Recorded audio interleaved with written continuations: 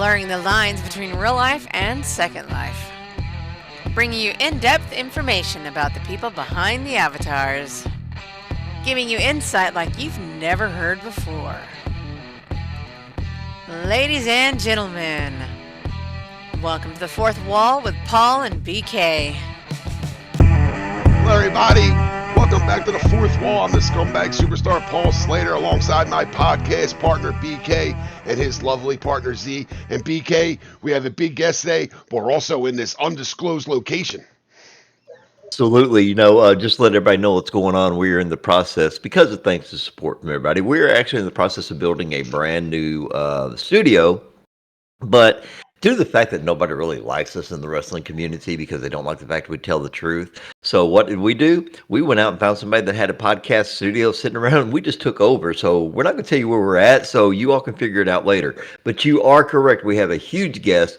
He is very verbal. He is very charismatic.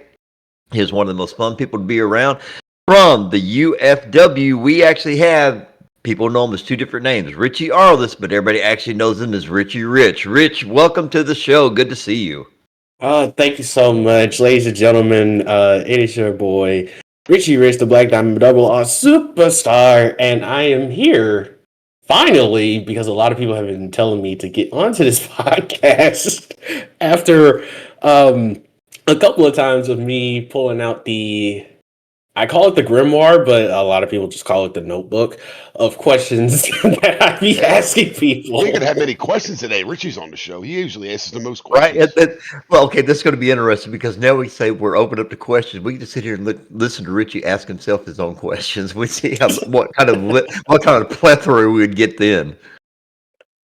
Okay, so Richie, you said you've been trying to get on the show. Yes, your name has been mentioned. Yes, you are very notorious for your laundry list of questions, which is great because it does mean you're paying attention. But one of your favorite questions that you always like to ask, and I'm right here. You're always asking about new talent. You're always asking about everybody's opinion. Your turn. Your opinion of the new talent that you're seeing in SLWC. Oh my God. Okay, so to start off with, I love the new talent coming in. Like, absolutely love it. For example, myself, Tawny Rinkin is another person that's been on the scene for probably as long as I have. We probably went at the same time. But I love her work. I think she's doing an exceptional job. I have seen a lot of people come in, a lot of new feds show up too. For example, LPW is one. I've watched so many new talent come up from there too. Old talent who's just reviving their old careers, coming back to LPW to get that one final run or to, help out the new talent as well. And I don't know.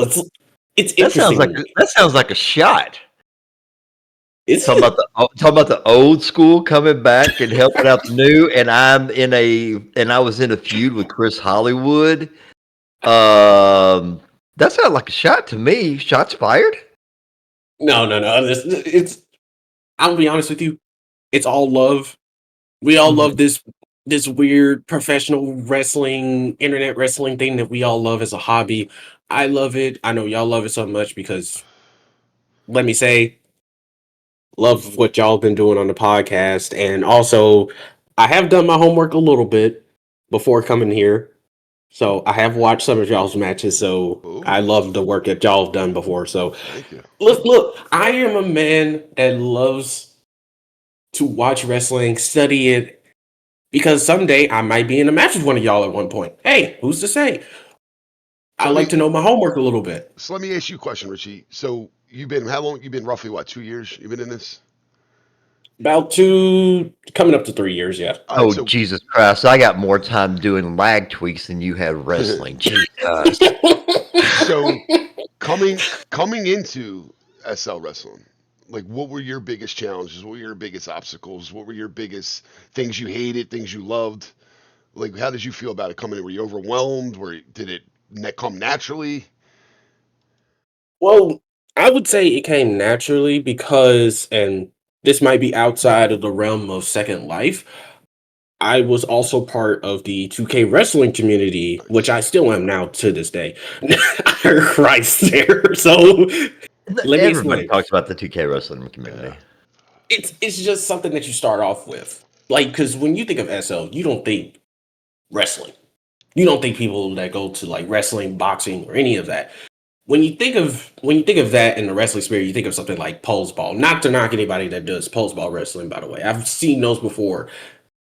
And it still baffles me how it still works, but I digress on that. Bannicog. But I can say this. I have had some training in the promo aspect on 2K because we're always using our voice. We're always using social media to push our stories. And for the people who don't know what 2K is, it sometimes gets pushed down the pipeline over there. More audience, newer faces comes in and say, "Oh, what's going on over here?" And they see what story we're running in. Now, when I first crossed over into SL, I think the one hardest thing that I had to learn was how to move. Yeah. It was strictly how to move because 2K, it's all AI versus AI based. You make your character, you tweak your stats, you tweak your moves, and you just send it off to one person. They stream it, and that's your whole bit. But here in SL, you gotta learn gestures. You gotta learn how to move. I can tell you right now, the first training session I had was strictly rope shoots. That's it. For 2 hours. 2 hours. I have had nothing but rope shoots. And I hated it. I'm gonna be honest. We hated the rope shoots, but the thing that got me was having and some people still have issues, even with lag. The ring ins and ring outs, and I'm not talking about the slides. I'm talking about where you had to go in and learn to go between the ropes and learn. I hated all of that, so I'm with you on that one. I mean, I don't wrestle all that much. I'm basically a manager. But if I'm in a match, if I'm doing like a quick match or whatever, I always tell whoever I'm wrestling, no rope shoots. I can get away with that now. It took me a while to get away with that, but and let me tell you, I just want to point this out here too. When I did my first training session, everyone's gonna cringe when I say this, by the way. I was on a MacBook Pro. Ooh. Preface that for just your imagination. A tiny keyboard, a tiny ass MacBook Pro having to run SL. Yeah, I can't imagine that. But then I'm sure once you smartened up and you got a better system, if you could do it on that Mac and you got a real system, I can imagine what it was like for you. Oh, it was heaven. As soon as I built my first ever PC, It was heaven. Having to run everything and see everybody and hear everything going on. I'm like, finally, thank Christ, I can be able to move. So let me ask you a question, Richie. This is because I'm unfamiliar with it. I mean, I play 2K. I'm familiar with playing the game. You were saying something like it's all AI versus AI based. So like basically you go out, do promos and stuff like that, which are recorded. So none of the matches are basically predetermined, right? Like you kind of, if you're in a match, say against me, we put our stuff in, we have the match, and if whoever wins, wins. Is that how it works? Because I'm not familiar with like that community, like how it works and how they book their matches and things like that. Now, that's a really good question, actually. Now, it has grown over the years from AI versus AI based to now people getting on the game. And if you have like 2 controllers or something like that, there is a thing called HLR, which is highlight reel. Basically, it's what we do in SL. You write out the match. Hold on, Richard, just for a second. We're going to have to ask. You got it? Okay. Matt, okay, go ahead, Richard. Sorry. No worries. Anyways, basically, write out the match, just like we do in SL. You write it out. You pick the moves that are in the game that are already installed. There's no like mods or anything like that. And then you just play it out.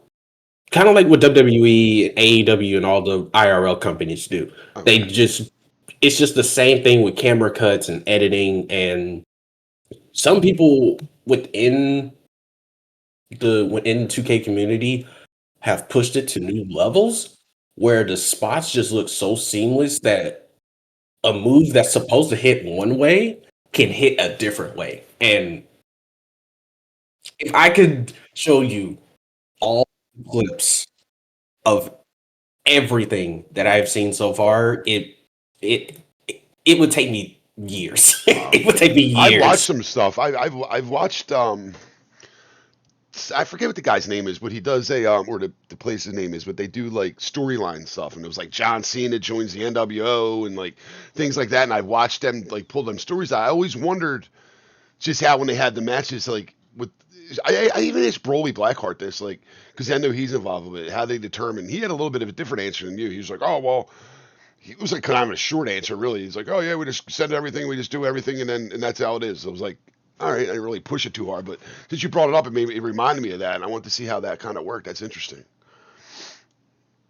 It's just that I wouldn't say I'm more involved in the 2K space. It's just that when I first started there, I really had no idea what they initially did. Like, how did your character work? How did the movesets work?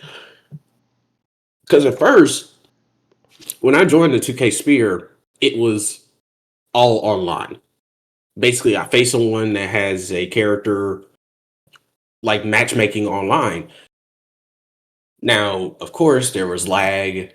There was a lot of glitches from recent 2K games that I played, and I lost a lot. Like, there was one point where I got so angry, I nearly threw my controller. I'm like, no, this is a very expensive controller. Do not throw this. We all been Yeah, there. we all, yeah, right? Yeah. Okay, so you saying that you were in the, been in the 2K community, which pretty much answers the question that we always ask everybody: were you a wrestling fan before you got into SL? So obviously the answer is yes. So absolutely. let's just get right to what caught your attention. How did you get introduced to wrestling? Okay, so this is a little bit weird because I know a lot of people don't think about this.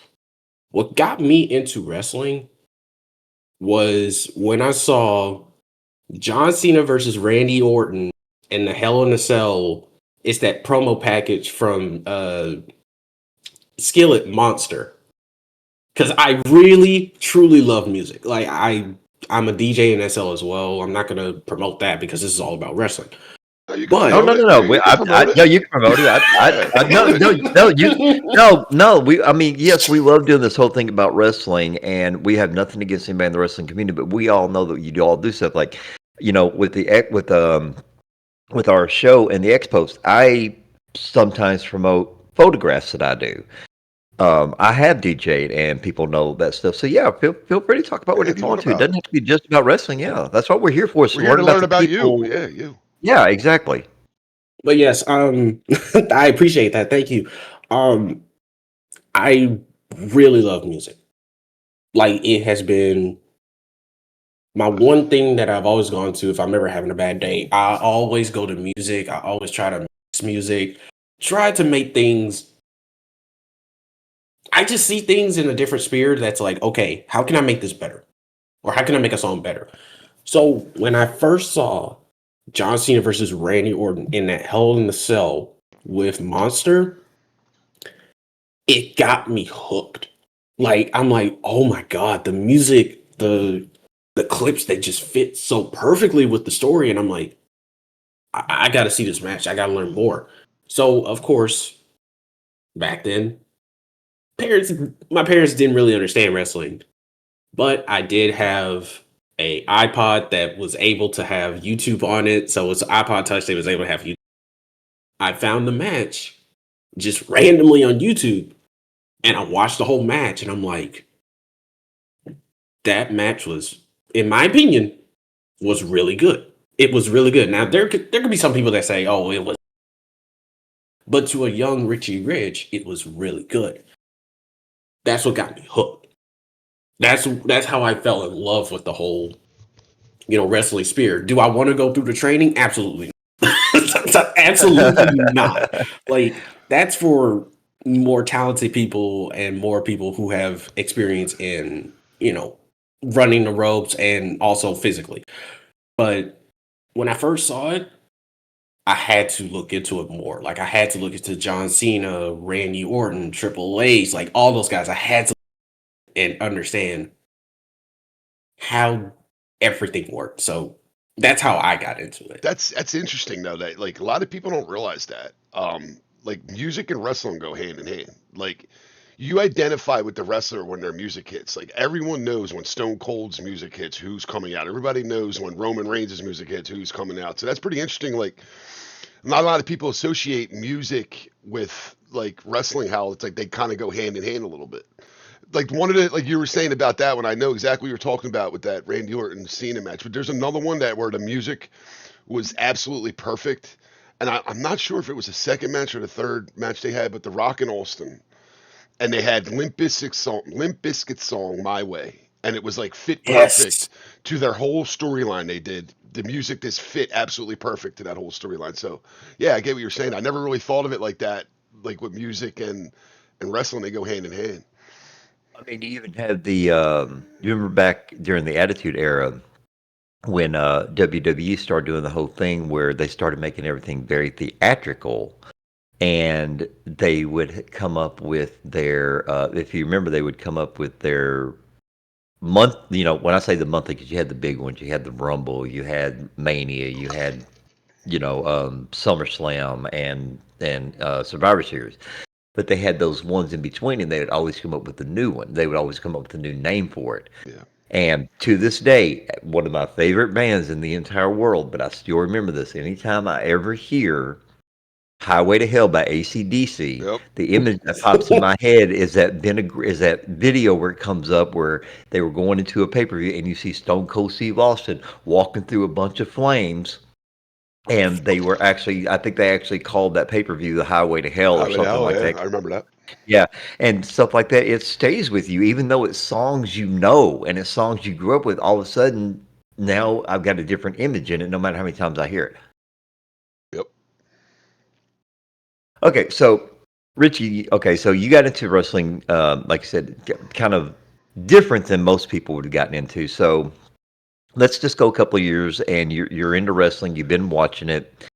And I know you said that one particular match was what caught your attention, but I'm sure, like the rest of us over the years, you started saying, okay, well, I don't care if this person's a heel, if they're a face, I'm going to like them because I like how they present themselves. Who was the one that you gravitated to, or ones that you gravitated to? Because I know sometimes it does involve tag teams, or it involves somebody with a manager like Rick Rude and Bobby Heenan. So who did you gravitate towards? I don't. So here's the thing. It's a group of people. Now I'm not gonna say John Cena because that's the common answer. That's the common answer. As a young child, you would see John Cena, this superhuman person that's always beating the bad guys. The Super Cena and all that. That's the whole meme going around, is that it's Super Cena. Um, God, I personally, and this is just me. Oh my goodness, you stumped me on this one. This is the one you stumped me on. This is the one. I went through so long and you stumped me on this. We do. What normally stumps people is when I ask who your favorite opponent that you want to face in SL, and everybody's like, gosh, there's so many. I got you on a real life question. Yeah, you did, because there's so many good characters that came up from the Attitude Era into the PG era to now the modern era. Oh my goodness. I would. Okay, so I'm now 1 for 30. I'm now 31-0 against the stumping questions. oh my god. Okay, so I would have to say Batista. Now, this is the reason, and this goes back to music. Batista always had that. I want to say that just that energy of, if you're lazy and whatever, he will burst through the fucking room Yeah. to tell you to get the fuck up with pyro. Now, Goldberg can do the exact same thing. I'll be honest. Goldberg can do the exact same thing with his intensity as well. Then the bell rings But when Goldberg. Batista, Goldberg will just kill you. Batista will amp you. Like, Okay. I'm talking like World Heavyweight Championship Batista with I Walk Alone. I walk for miles inside this pit of danger. Like, you can't. Like, if that song were to be on a Try Not to Sing video, you would break so easily because it just makes you feel like you put that song on, you could go punch fucking the sun in the face just for it being 1 degree hotter than it needs to be. Like, I just gotta say Batista. Batista was the one Okay. for But me. but did you prefer him as a singles competitor, or did you like him when he was in Legacy? Oh, Evolution. Excuse me, Evolution. Legacy was Cody Rhodes and Yeah. DiBiase. Yeah, Evolution. I'm sorry. I gotta say I preferred him as a singles. This is Yeah, just it's me. probably where he had his most success. Like Evolution, don't get me wrong, with Flair, Triple H, Randy Orton, like you gotta look at the whole picture there. Like Batista in a suit. It didn't sit right with me. Like as a kid, it's like, oh my god, just these are men just coming out in these suits, just styling, profiling. I know I'm quoting Ric Flair there, but you get my point. And it's Well, crazy that was the because most. he was almost not even chosen for Evolution. It was, I forget what the guy's name was that they initially, Kendrick, or I forget what his name was. Or Yeah, well, think about it. I The forget thing what his about it name is, though, is that Evolution, in all honesty, was basically an evolution Jindrak. of the Thank you, Emma. the four horsemen. Mhm. So having Ric Flair in there would have made sense, even though he wasn't really a participant. He was more like the J.J. Dillon for Evolution, and I thought it was a great idea to have him, talk about all the limousine riding and everything that everybody knew Ric Flair for. I'm glad that they went with him. Nothing against Jindrak or anything like that, but I just don't think it would have been as good. Nah, it probably wouldn't have. It definitely wouldn't have. But just going back to that, it's like when you see Batista, you just look at this physique of this man, and it's like you don't imagine a man with Batista's physique in a suit. Like you just don't, because the man can flex and just suit just pops out like goddamn JoJo Bizarre Adventures. It just seemed weird to me in that frame of time, but as I grew older, I understood it. I was like, okay, yeah, I this all feel makes sense. I feel that way. So we're Roman Reigns. Um, I was never a big fan of Roman Reigns until I went to the Raw 30th show. It was here in Philly, and his Mhm. entrance. And I've been to hundreds of wrestling shows. Like I've been to hundreds of shows. I've seen Austin, I've seen Raw, everyone. You name it, I've seen them live. But something about when he came out in that Raw 30 show, the way his entrance was with that music, the way they came out, and it was the bloodline, and they were all holding the belts up like that he had and everything. I'm like, wow, man, like the aura that he had. I never seen it with any other wrestler, and that's how I start. I'm like, man, Roman Reigns, like this dude's pretty serious now. Like I'm used to him doing the sucker and succotash promos, and I'm like, this guy sucks, man. They're like they're forcing this guy down your throat. But when he came out that night, that like what you're saying about Batista, like he could punch the sun. Yeah, that's how I felt about Roman Reigns, and like I was like, wow, Oh man. yeah. Like I became a fan after that night. It was the See, Raw 30th show, well, 30th see, that was like me. anniversary. Well, see, that was like me with the Undertaker. Like I was always an Undertaker fan, even when he was, Mean Mark in Memphis and whatever they had him in as WCW. I just liked the bigger guys at the time. And one thing that you always were told is that you really don't get the essence of the Undertaker until you are at See a it live live. show Yep. and see the entrance. Well, I had actually won tickets to go to a house show at the time he was on SmackDown because he and JBL was in that feud. JBL, I'm a wrestling god, which is one of the greatest things he ever did. Um, but even without the pyro, you're sitting there, the Taker's coming out. All of a sudden, the house lights, just a house show. House lights go out. That bell hits and they showed a big, huge purple spotlight on the curtain. He come through the curtain, but it was just the fact that the lights go out and the bong hit, and you got to chill And even the yeah, without the and the entire air entrance. conditioner goes on full blast. Yeah, you get the whole chill. So yeah, I understand. You associate certain things with certain people in the wrestling industry. So, Richie, okay, so you're saying that Batista, he was one of your favorites, and there was a comment. I don't know if you saw it. Matt Shelby put a comment in that says that they think that Batista could have gone a lot further, not joining Evolution. Do you agree with that? I don't agree with that. Personally, I don't agree with that only for this reason. Because I'm just thinking about it as a whole.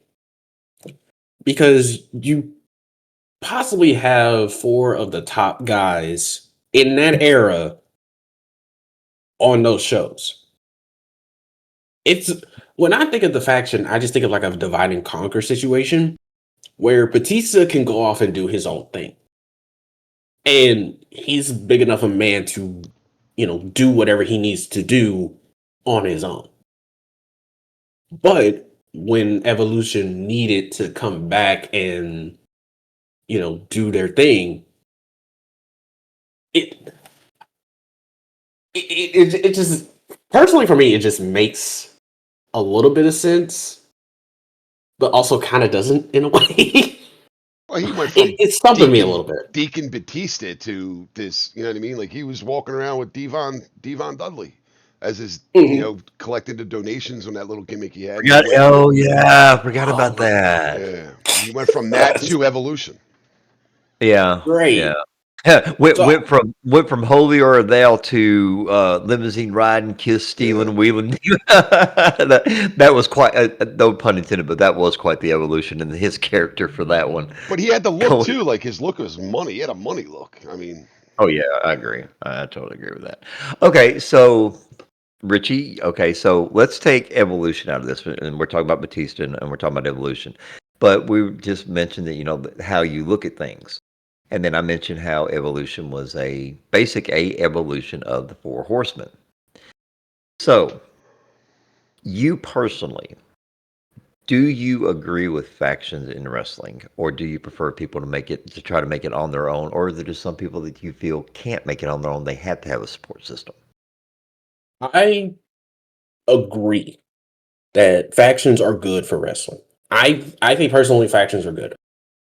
Simply because there are some characters in wrestling who need that juice. They need that, I don't want to say rub of the shoulder from the top guys, but if they're stagnant, if they're stuck low to the ground and they're like, oh, I want to get to that next level,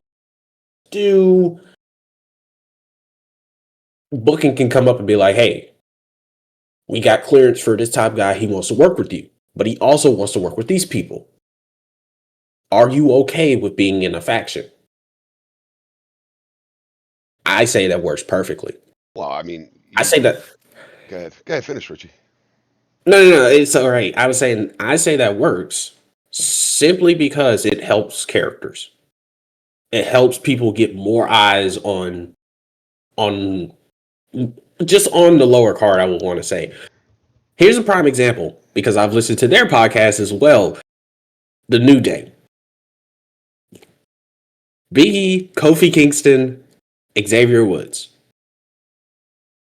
You would think, with those mixture of people, they're not going to do anything. Like, you hear Kofi Kingston. It's like, okay, I've heard of Kofi Kingston before. You hear Big E. Oh, Big E being in NXT. Being no, that's Seth Rollins, sorry. I was going to say, Big E being the first NXT champion. No, Big E being a very credible champion. Teaming with Dolph Ziggler and AJ Lee. Yeah. Then you hear Xavier Woods. Really? Xavier? I don't know about that. But it's the characters, though. It's the they brought to life that gimmick, and that faction, I should say. They brought it to life and made it interesting. Right. Well, it's like, So okay, for Xavier Woods, yeah, he kind of needed that because he was struggling for a while, and he did his part well. He was the annoying one. He was the even though they all could talk, he was actually the mouthpiece that got them the heat that they needed The whenever they horn, needed it. that horn was the Yeah, best. yeah, that horn was great. But see, here's the That horn. downside. The downside of like factions. Probably the greatest. Excuse me. Probably the greatest faction of all time is the NWO. Okay, you can argue the Four Horsemen, you can argue DX, whatever, but the NWO is what. Well, hold on. We have to make sure we make this clear. The origin of the NWO, not when they started growing and got Well, 500 people in it. that's where I was getting at. That's Three. what I was getting at. If you Okay. left that NWO to Hogan, Nash, and Hall, and you let them run like the New Day does, and you let them run, they would have been 120 times more successful. When it got oversaturated, and you start putting Scott Norton in there, you start putting Mike Rotundo in there for a bit, you start putting all these guys you're trading. That's when it got watered down. It got stupid. So Yeah, it's and then like, of course they broke to the two, and they had the Wolf Pack, and then the you're right. LWO. Yeah, But that's going by what Richie just said as far as you want to get a young guy in there to get him more exposure. That was the wrong way to do it because I don't think it really gave much exposure to any of the young guys at the NWO as it did to like Nash, Hall, and Hogan. They were the main three. You had the other guys that just looked like filler spaces in the ring when they were in there, and they had 7 limos coming up, pulling every guy on the roster on there. I thought that's what killed it, I think. Okay, so speaking of factions, I'm gonna put you on the spot again, Richie. Including yourself. Okay, including yourself, and I'm even gonna make this easy for you because I know everybody that you're gonna name off probably are great promos. Okay, but let's say that we were going to do a SL version of the Four Horsemen. Now that includes a mouthpiece like JJ Dillon. I'm going to give you this one. Paul's the mouthpiece. You're one of the members. Name off the other 3 members. okay, myself. Yes, well, I said you were included. I said you were included. Yeah, I'm just listening to myself because I'm counting on my fingers. Okay. Myself. Myself. I'd say myself, Hammer, Muraku Frostmane from UFW, and I would also put Oliver Wonderful. Oh, I love Oliver. Okay. So let's push this a little further. Why did you choose them? For what reason? Okay. Look, now, as much as I love Muraku and as much as I hate the whole brochacho thing he's got going here, I love Muraku's character.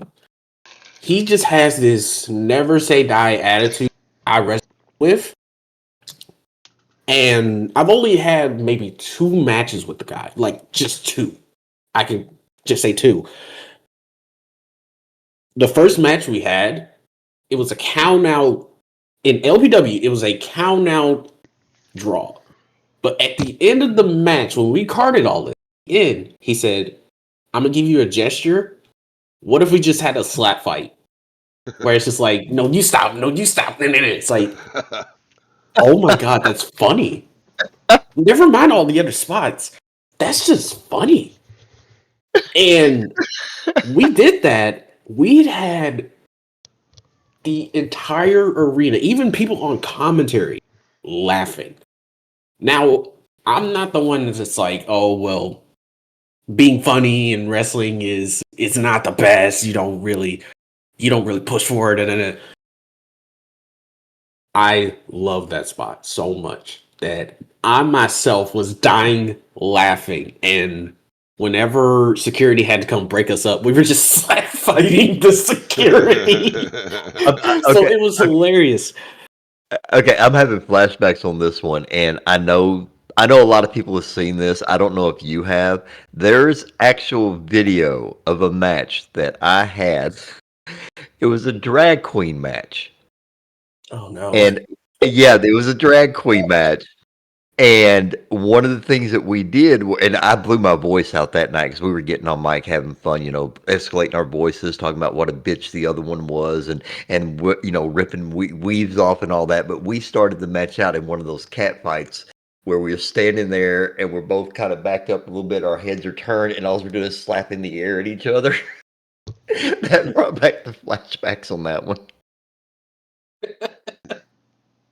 Yeah, Now, somebody's gonna have to let Richie see that. Somebody can find it. I know it's now out I there wanted somewhere. to. I also want to explain Oliver Wonderful here for a second. Now, I have not had a match with Ollie yet.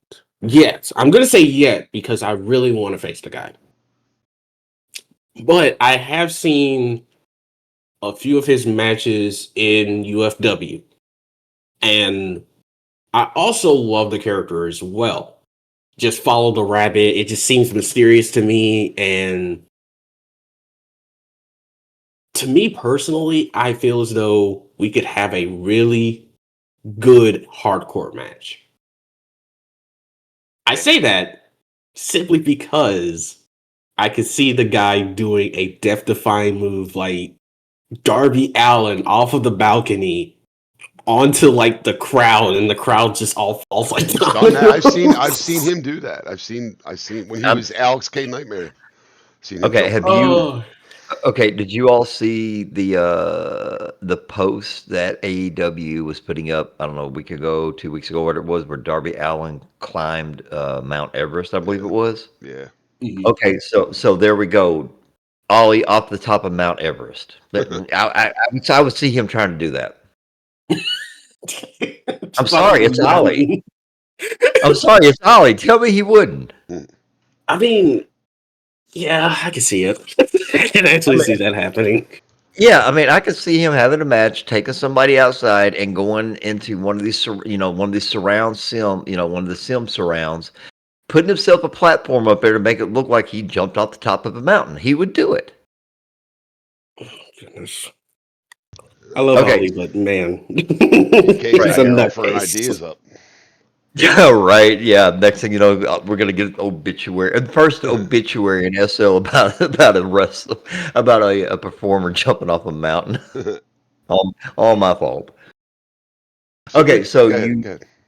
yeah, I was gonna say, so you mentioned the two of them, and you mentioned two more guys, and still on Paul's question, why finish it up with them? Oh yeah, Hammer. Yeah, well, Love Hammer. Hammer. Let Okay. me Love Hammer. Speaking of, you say his name and he appears in chat. There he Okay, is. so for those of you who are not listening with us live and you're listening to us on YouTube or on Darkstar Radio, we have, and you all know this, we have a chat that goes on during our recording so that people can interact if they have questions. And we just so happened that, and I know he missed it, so we're going to catch him up. Hammer was mentioned as one of the people that Richie would want to create his basically his dream four horsemen. He says Hammer when we get ready to talk about him, and he appears in the chat. So Hammer is getting ready to be. He's going to get all this shit talked about him, but he's going to be proud because it's going to be boosting his ego too. Oh my god. Okay, so of course his ego's going to inflate to the fucking Kill your moon. ego, Hammer. Kill your ego. But Kill your ego. the reason why I want Hammer in the faction with me, it's just he has that. I want to say, well, obviously because of my last name Arliss. For those of you who don't know, Hammer is my SL dad. Let's be honest here. But Hammer just has that fatherly vibe to him. Like, yes, he has the face of, oh God, don't fuck with this man. But also at the same time, when you talk to him, when you try to understand, hey, I don't know what I'm doing. Can I just ask for advice? He will sit down with you for at least an hour.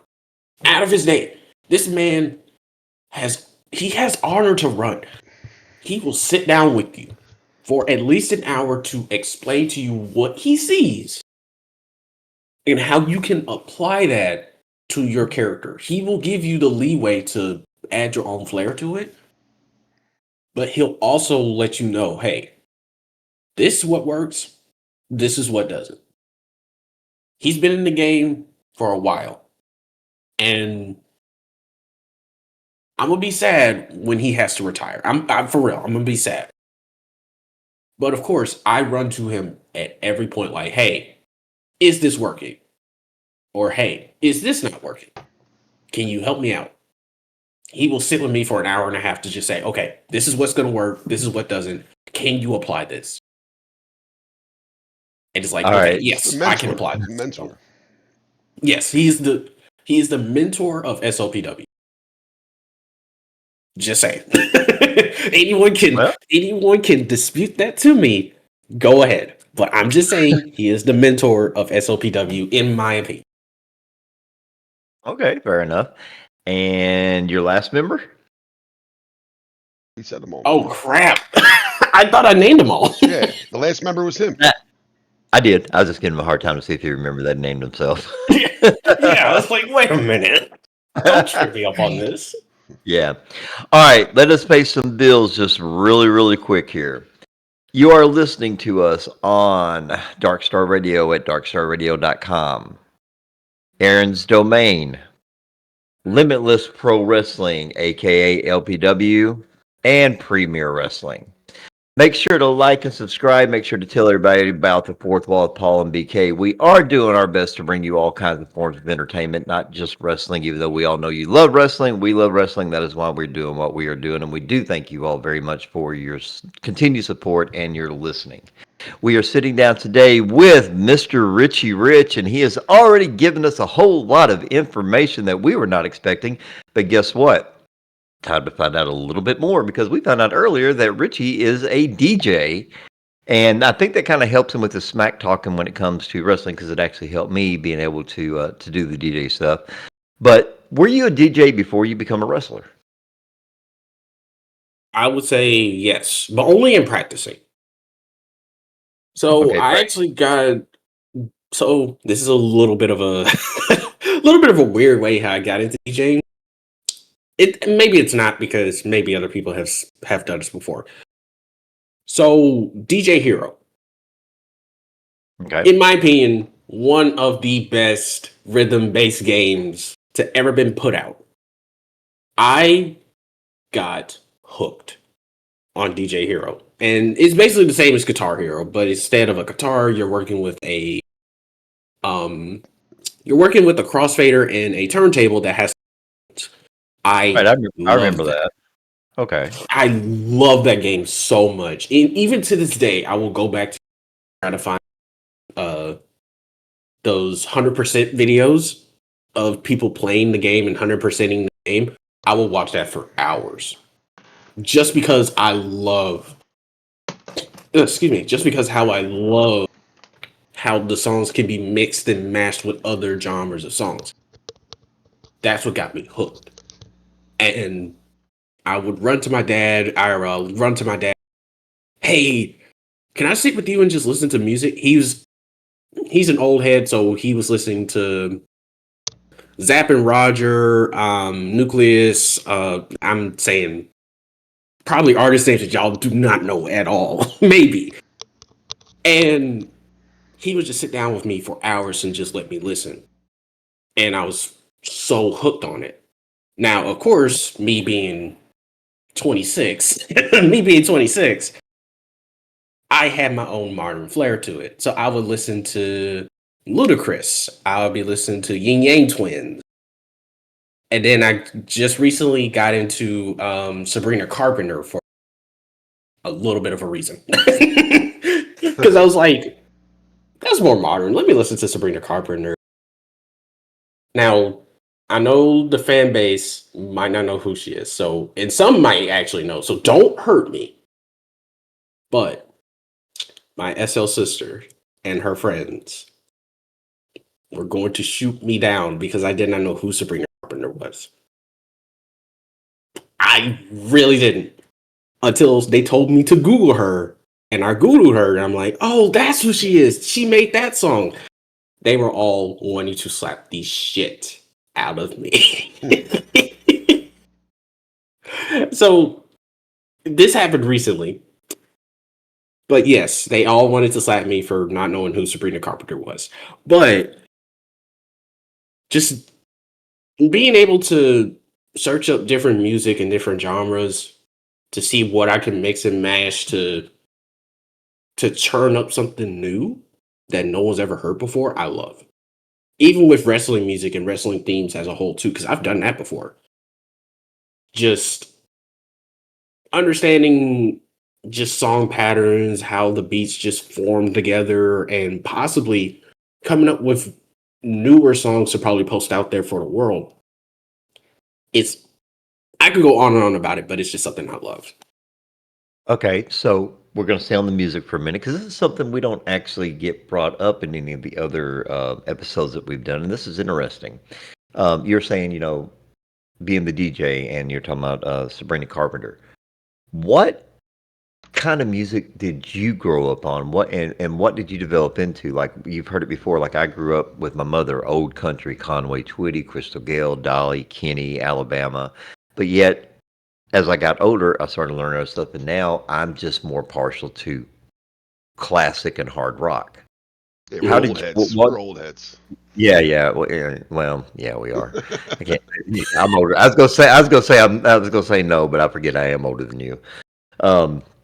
But anyway, for you, Richie, what did your music taste start out with? I'm sure it was listening to what your mom and dad listened to, or maybe cousins, aunt and uncles. And what has it developed into to what you have today? So what I listened to, because I'm from the South, so I was listening to more rap and hip hop. So that's where I started. And I didn't branch over into more new metal until I started watching wrestling. Once I started watching wrestling and I've heard Skillet, I've heard Limp Bizkit, I'm like, oh, this is interesting. I like this. Hold on. So I started listening to that, and it made me feel not some type of way, but it made me feel like, oh, there's genres that work with wrestling? That's crazy. And of course, with wrestling came watching anime music videos or AMVs, where people would edit their favorite shows and put like hip hop or new metal to it as well. And I was hooked. I was hooked on that, and it was like, okay, I will watch that video, and then I would search up what anime or what type of media it was, go back and watch the show and be like, oh, so that's why this fits with this. Okay, I see how it went.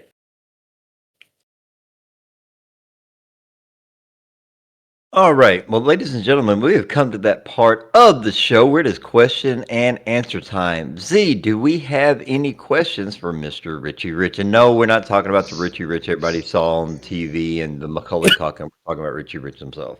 He's out there yelling at Hammer in the chat.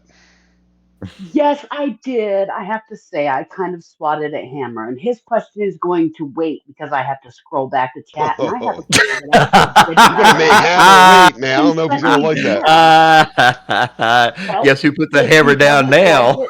If he doesn't like it, then he will know to send me a DM next time, like I asked. Z's got the biggest hammer, or Z's got the biggest hammer in this room. I tell you. But first off, we have Matt Shelby with a question. And it is for not only our guests, but our hosts. As a newer wrestler to SL wrestler, what would your advice be to improve in-ring and promos? Oof. Okay. So I'm going back to 2K. When I first joined the 2K Wrestling Sphere, I knew nothing about anything. Like, I didn't know how to promo. I didn't know how to talk. I didn't even know you could promo live on Twitch. I didn't even know that. So when I asked I'm not going to say the promoter, but when I asked the streamer, I'm like, hey, can I just talk? Can I just speak? He's like, yeah, man, go ahead. Speak whatever you want to speak. And in his way, he says, go talk your shit. Don't be afraid to talk your shit. Like, seriously, don't be afraid to do so. Yes, I know the whole term, oh, you might step on some toes. Fuck. Good. Yep. Good. Please do. Because some people get, I'm not going to say complacent, but some people get a bit comfortable. They get a bit comfortable with what they're doing. And no one wants to show up to them. No one wants to step up. When I first joined SLPW, when I first joined, I was in a rivalry with this one dude named Shango. He had a title on him, and I knew nothing about how to wrestle in SL. I knew nothing. But I showed up with a mic in my hand and I talked my shit. I stepped up to him. Now, of course, you would need to talk to a person before you go off the rails. Lucky me, I didn't do that. I didn't talk to him. So I just did what I knew in 2K. I just did what I knew. So I called him a bitch multiple times, and he came out and he was heated. He was pissed. Like, out of character, pissed off. And he put that into his character. And as we got backstage, I'm like, oh shit, I didn't mean to go too far. I'm sorry. He talked to me after that. He's like, thank you. And I'm like, well, what? He goes, thank you for putting me into that character mindset because I was not in the mood to do it. But you made me put it into that mindset, and I feel thank you. And he just, and to this day, we're still friends. And I'm like, yo, I'm sorry, first of all, but I got lucky. I'm I'm sorry. I'm sitting here kind of laughing because Paul and I, one of the things that we pride ourselves on is we never script anything. And the fact that you No, were like, normally you would just go up and talk to the person. It's like, nah, just just see what happens. no, like not at all. Because on the 2K side, I'm part of this fed called UFM, which is basically UFC style, but in 2K wrestling. We talk our shit like how UFC wrestlers talk their shit. They don't plan nothing. It's more natural that And way. It's more natural though, especially in this of world. Like, course, you know, it keeps you on your toes. yeah. So of course, you're just like, okay, um, I could say this after the match, or I could say that before the match. No, go with what you know, and whatever happens, happens. Now, let me ask you a question, Now, Richie, with promo mhm, watch. Now, you go, like you said, whatever happens, happens. Do you find it harder, like, say, you know, like BK just said to me and him, like, we never really rehearse, and I still don't. Like, in all the promos I do, I don't really, I know at a basis what I'm going to say, where I'm going to do it, but I don't know how I'm going to deliver it. Now, do you have a problem, like, especially in SL Wrestling with some people, they need to script their promos. They need to prepare. They need to go over it 100 times. They need to do all that, and that's fine. Do you have a problem going off the cuff with people like that, or do you kind of return the favor and say, all right, let me write my promo out too, or do you still go out the same way? no, not at all. Like, if the story commands it, yes, I will write it out. I will write out my promo and be like, okay, I'm going to talk about this. I'm going to talk about that, just to make sure we stand on the line because I know I tend to ramble, just like in this podcast. I tend to ramble, That's fine. and of course, you have to have notes. You have to have points, just about oh, I need to do this or I need to say this at this time because you only get 5 what you need to say before we have to continue on to the show. With me, when I first came in, nah, just say whatever you want to say. Just keep it, TOS. Don't say anything that's going to cause you to get banned on your first like night here. Don't try to be an idiot. But when it comes down to people who write out their promos, I have no problem with it. Not at all. I don't have any problem with it because it makes me want to go off the cuff a little bit, but it also reels me back in to be like, hey, remember why you're doing this promo first. But also for the people who want to go off the cuff against me, who also wants to go off the cuff, it makes it interesting and spontaneous. Yep. And it kind of gives those good little sound bites. And it gets spicy at some points too. Because you're just like, oh, I could say this one liner and he or she doesn't know what's coming. and then I spit that out, everyone's like, Yep. "Oh, did he just say that?" Like battle rap. Like, did he just say that? Ooh, what you gonna say? I love that. I See, that was love that. yeah. Well, see, that was like with me and with Paul and I. Now, even we were doing our promos together, and it's no secret now um, that the only part that we wrote, because we knew we don't write promos, we knew it's like, okay, I'm going to say whatever you want to, but then this is the line that I'm going to end on. I'm going to say this particular line. That way, it's time for you to come in. He's like, okay, then I'll say this. So that was about as much scripting as we did. When Paul was talking about, do you adapt and do you adjust?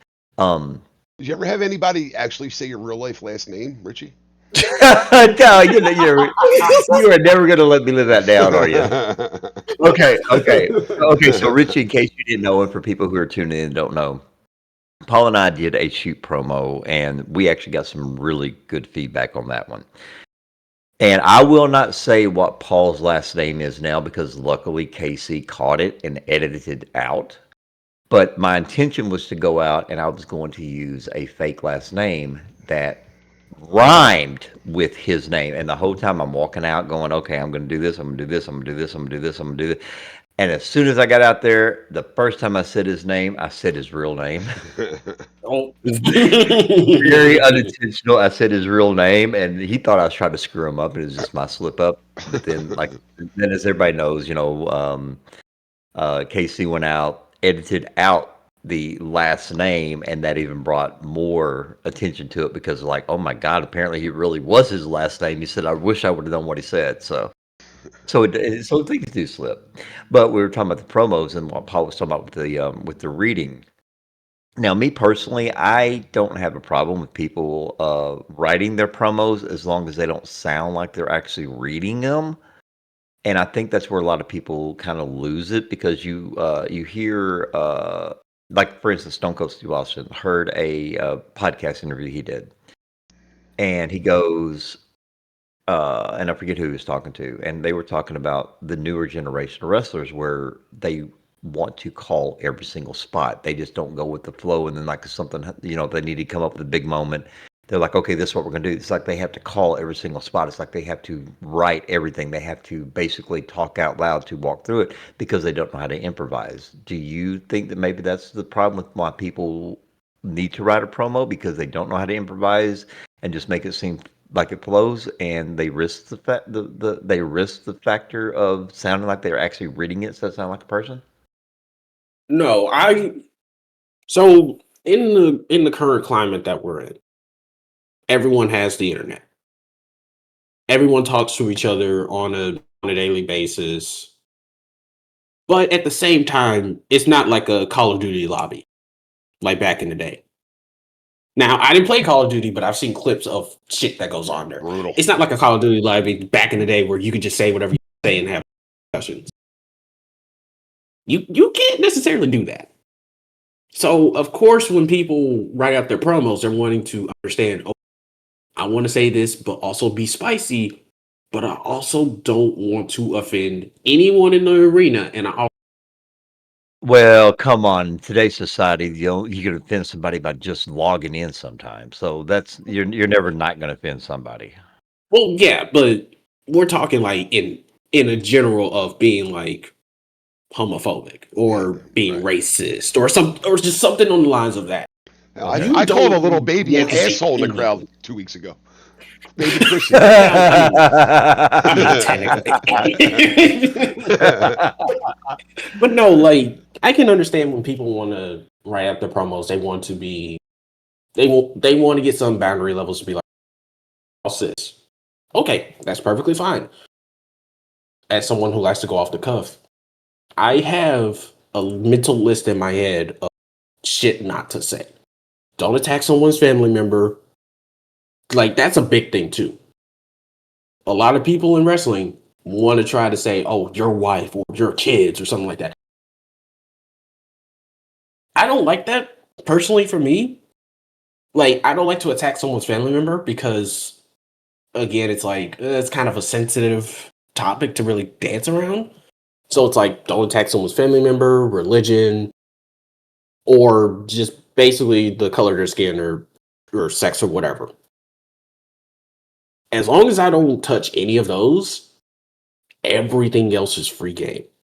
Until you tell me, hey, don't talk about this, everything else is free game.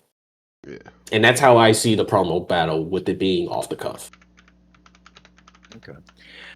All right. What else do we have for him, Z? All right. Next, we have a question for Richie from Kaz.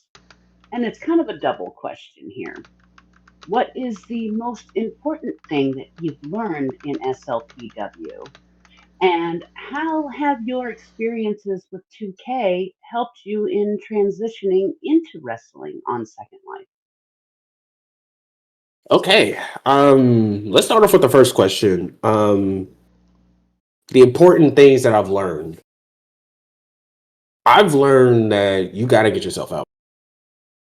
Like, with how social media has been changing, and I'm an IT tech person. Like, I got my bachelor's degree and all that.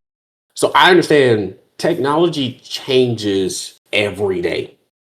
Even while we're speaking, something in technology says, hey, we got something new coming out. It changes on a daily basis, an hourly basis. So, like, it just changes. So I've learned that if you're wanting to push for something, you got to get it out there and stay ahead of it. Like, if you want to push this story, you got to get on social media and push it, because there's some people who just strictly watch on YouTube, Twitch, or wherever we're streaming. That's their only source to really watch it, because with how SL is, with it being lag heavy, some people can't watch it in world. So their only way to watch it is through YouTube. Yeah. YouTube, Twitch, or wherever. And of course, you got to stay ahead of that. That's something that I've learned. And to answer the second part of that question, how did things I took from 2K transferred over to SL? It's just a promo game. Like, I'm not going to go MJF on y'all here, but I will take a. Personally, I feel like I was the fastest rising star to come from 2K over to SLPW. And I'm only saying that because of my promo ability. Right. I've been around people who spat venom. I've also been around people who have been inspirational, who embodied the character. And I took that, brought it over to SLPW, that 9 times out of 10, there's going to be one person that speaking their promos that just want to type, which is fine. It's 100% fine. But I felt as though I changed the game a little bit when it came to speaking promo. And it felt like people were more comfortable to do so as well. So I felt as though that's what I kind of brought over and learned it from there. Okay, and we do have one more question for you. Unfortunately, Z has got some RL to do, so she is not going to be able to finish this segment. We don't have too much longer. Everybody knows about the RL situation going on with her and her mom, so she has got to get going. But we do have one more question that we're going to hit, and it does come from Foxy Beth Ann. And she wants to know who are others that are fairly new to you, like that you. Wait a minute, how do I ask? Who are others that are fairly new that you've seen in SLPW that you like? And I know we hit on this earlier. I don't think Foxy was in there. Some of the rookies, based on the question that you asked earlier, that you like to ask about who's the new people you like. Foxy wasn't around for that, and you mentioned Tani. Mm-hmm. I did Yeah, mention Tani. Yes. So for Tani, like I said, we both came up relatively around the same time. For Honor, I played this character called Ty Miller, or as some people call it, TNY Miller. Don't ask me on that one. That was just annoying in itself, and then it got funny. But as I was playing Ty Miller, she was just in the Honor crowd, and we had our And she was talking shit on the other side of the barricade. I'm like, you know what? Let it be spontaneous. I jumped the barricade, got in her face. I was like, what you want to say now? And she's like, oh God, oh God. Yep.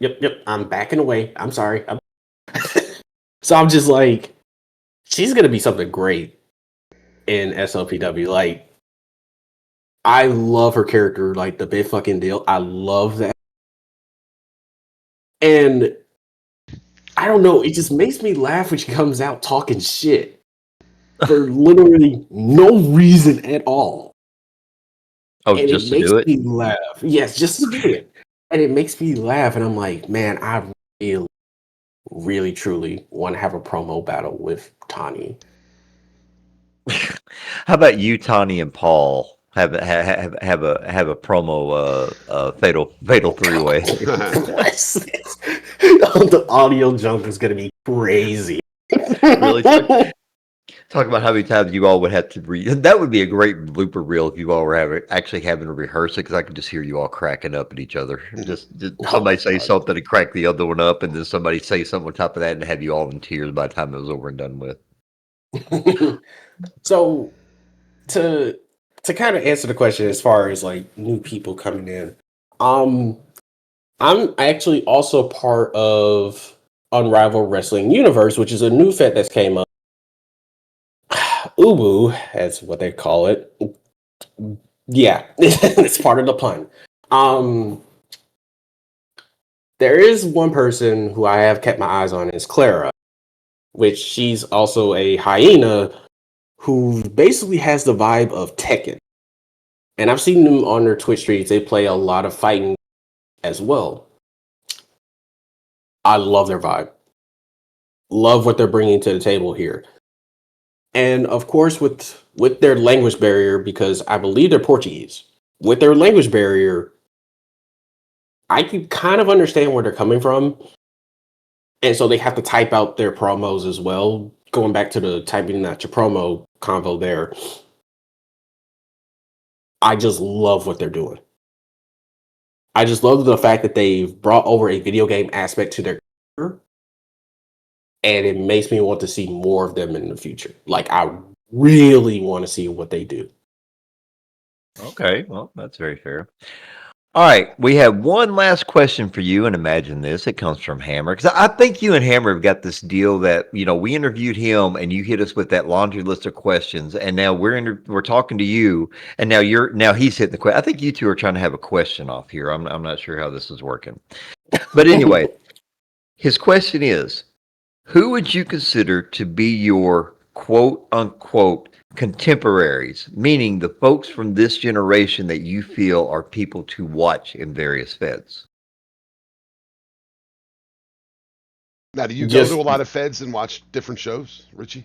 I do. Yes. I try to broaden my horizons because I've been solely on UFW, Ubu, LPW, Honor, just the main four of that sphere. That's where I've been. But oh god, contemporaries. You stumped me. You got me. You got me on this one. Hammer got one on that one. Oh yeah, there we go. Now Hammer's 1-1 on the stump questions, because I actually had him scratching his head too. So cookie points for Hammer. Damn it. Okay. Okay, so I'm just gonna go kind of down the list as to who I think can. Oh God. Well, now we have to be fair about this, okay? Don't just name off names of people that you know.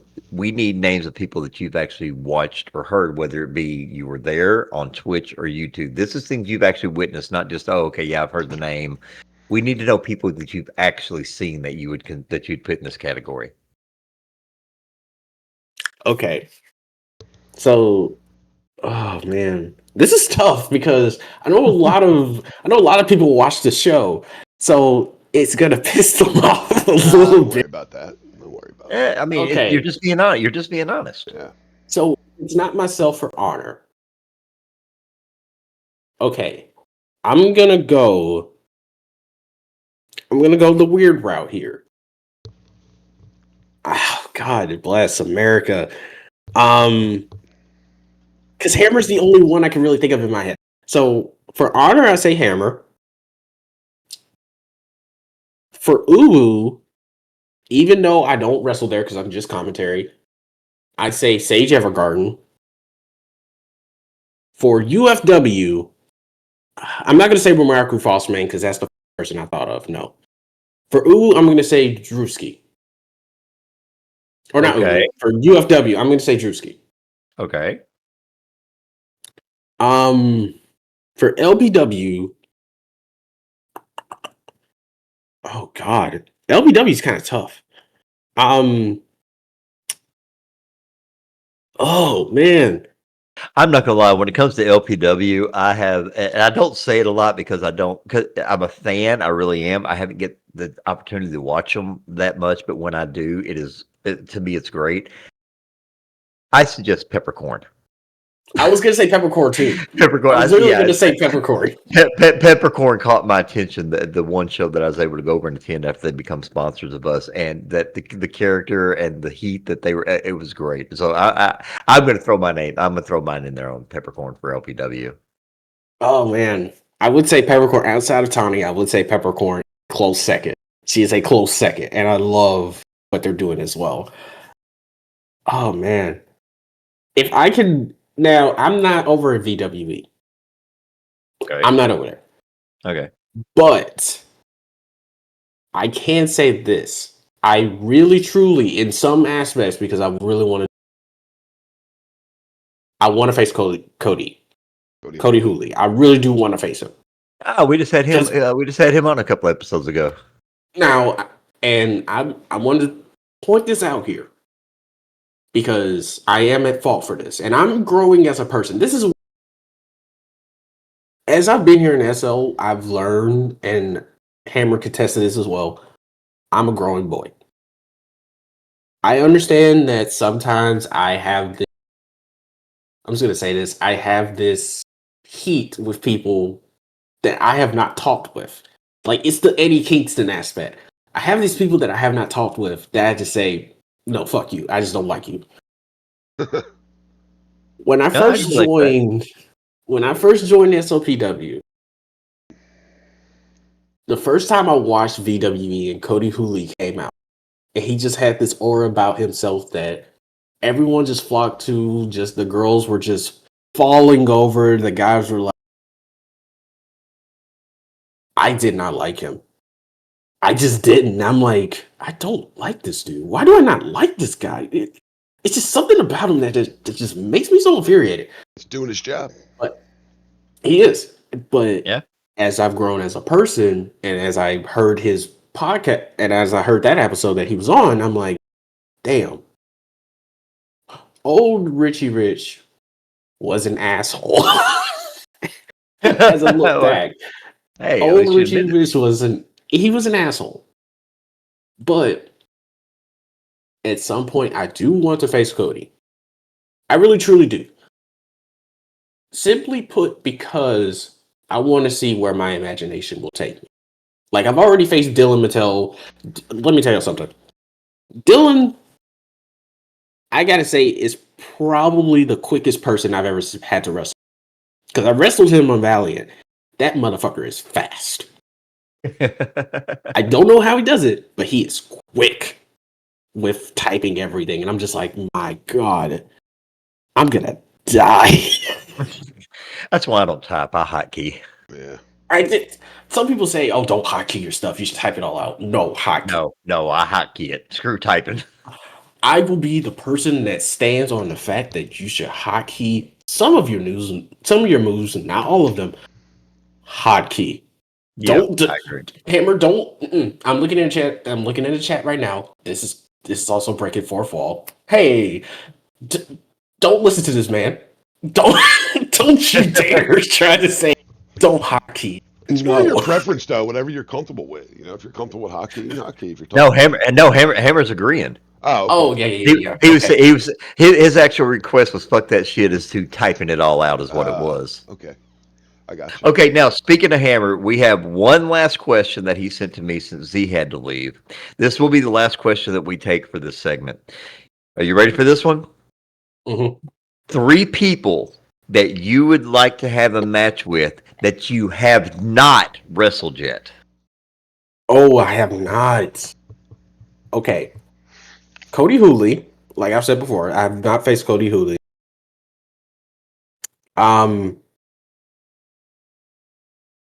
Z, no, you didn't stop me on this. You didn't stop me on. I want to face Cody Hooley, Z Vonic from UFW, and I want to face Sparksy. Oh, nice. I have not faced Sparksy.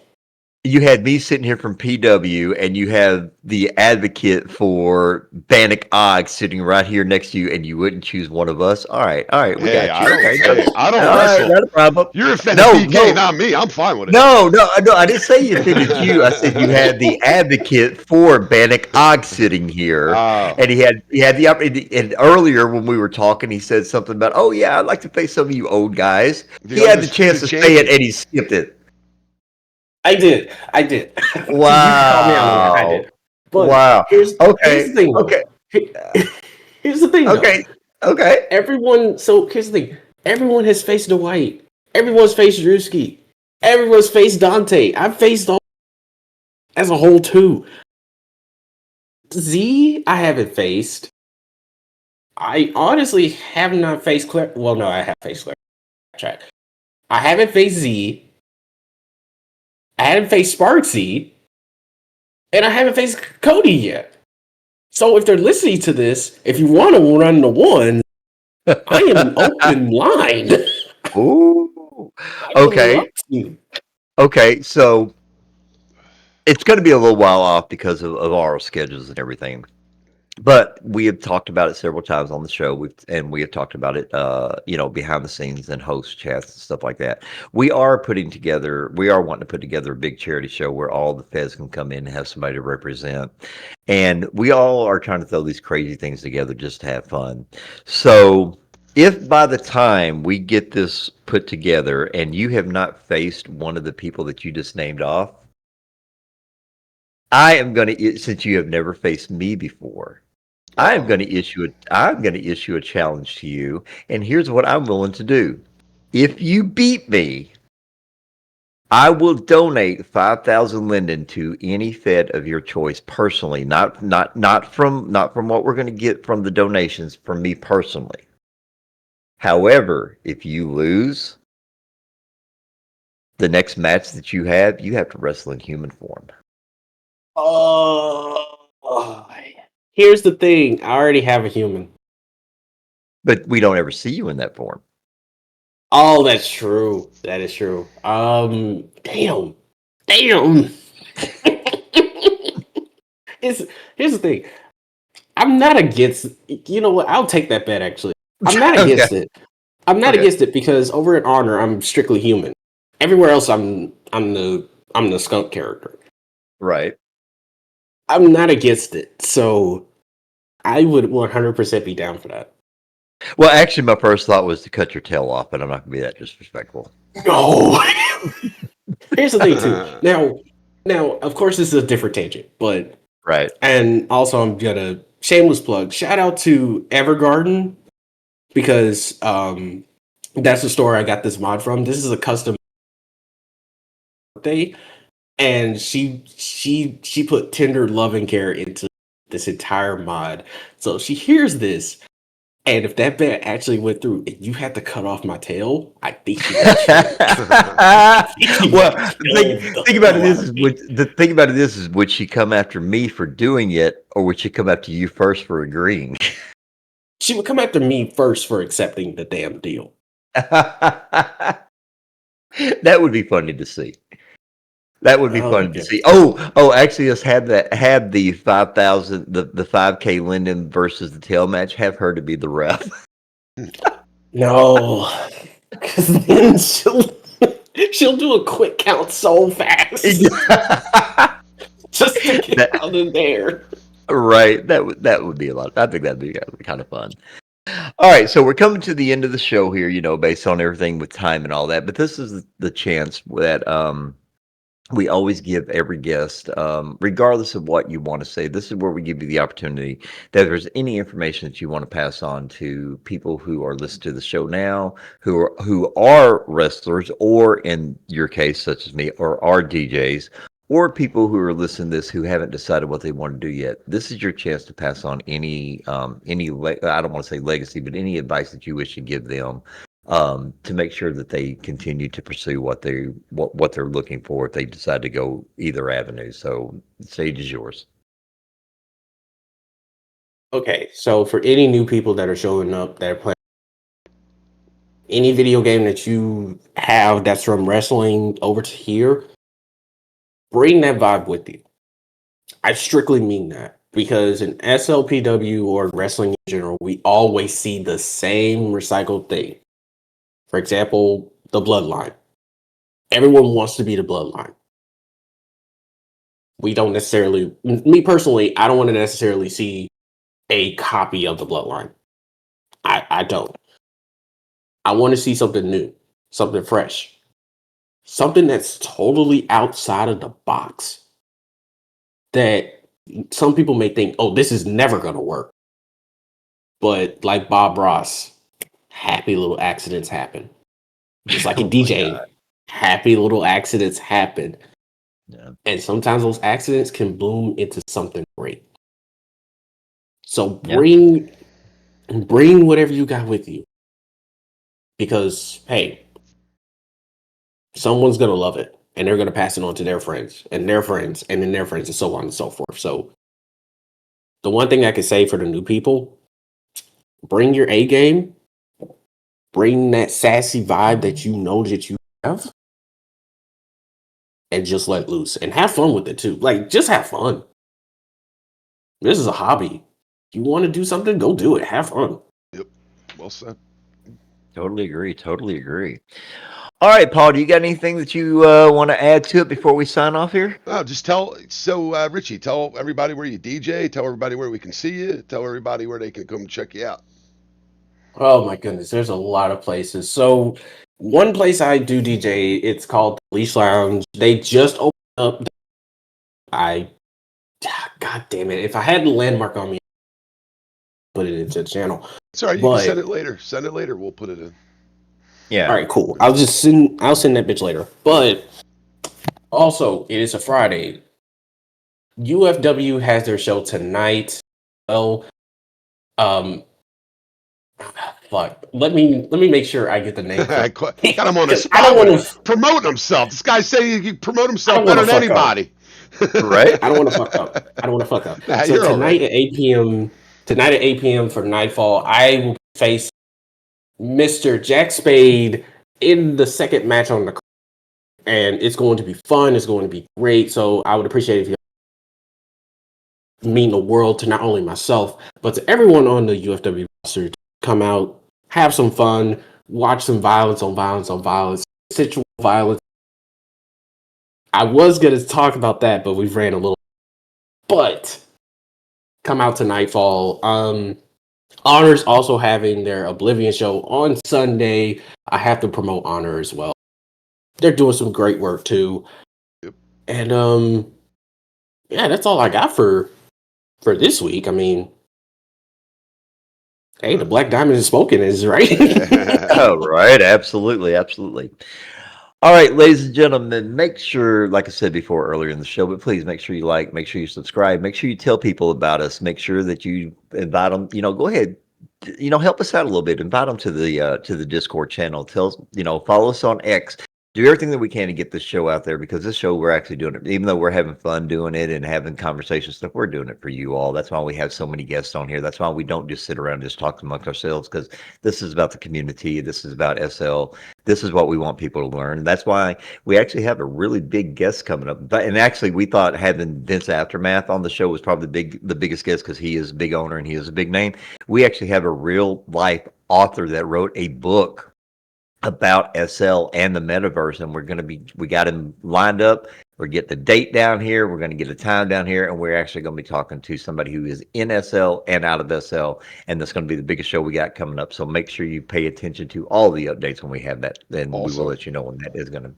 Also, BK, both BK and myself, real life with our jobs, everything's been busy and hectic, but we still have a giveaway. We're going to give away probably in the next week or so. We'll start ironing that out, and we'll have that giveaway on our Discord site. So make sure you keep an eye out for that. Right, and that giveaway was for when we reached 100 subscribers. Right now we're at 104. So hey, I think what's the next step is 250. 150. Are we doing 150 or are we doing 250? 150. Every 50. We're gonna do 150 every 50. All right. Well, then we got just bear with us. People to go. Yeah, just bear with us. We've been really busy with our real lives and still trying to get our stuff together, get a new set and everything. So. Yeah. Well, Rich, once again, want to thank you so much for taking the time and come on the show. Want to thank everybody for listening.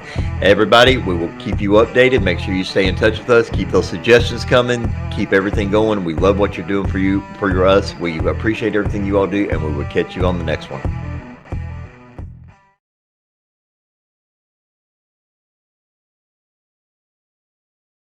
Fourth Wall Podcast with Paul and BK. We are bringing you a form of entertainment like never before in SL. We're going to dive into how real life crosses into SL with stories you may or may not know being told by the people behind the avatar and give you a different perspective on what you thought may have known. Shows drop on YouTube each and every Sunday.